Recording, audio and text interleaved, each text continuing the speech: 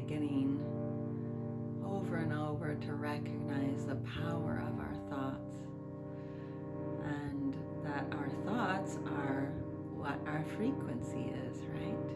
So if we're thinking thoughts that cause fear and anxiety, then we're bringing ourselves into that vibration, right? So our practice is every day to bring ourselves up, to raise that frequency, retune ourselves into love.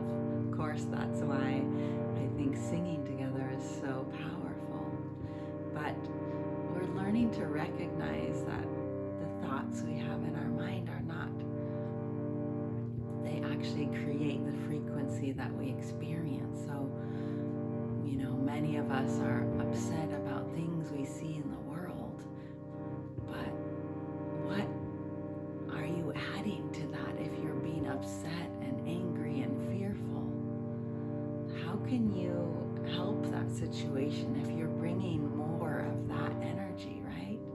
So many times as a young adult and teenager, I was going to anti-war marches and wanting to be a peace activist, but I found that action and the energy of those rallies and marches was so full of anger, so full of hatred.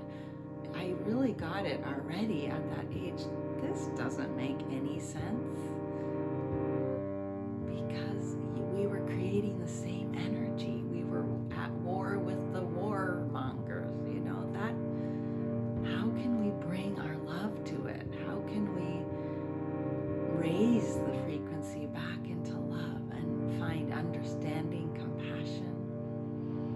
So this is a process of watching the mind. How many times in our mind are we creating war? How many times are we arguing, having internal arguments with what someone said? Well, this is the same energy.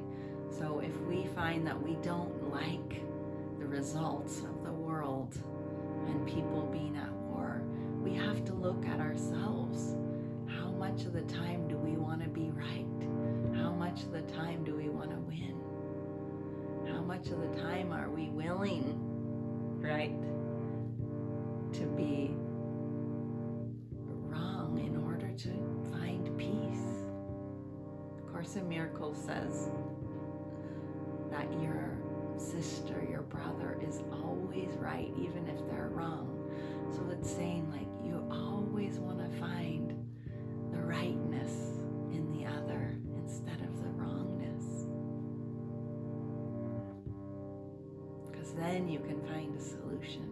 Then you're stepping back into alignment with love.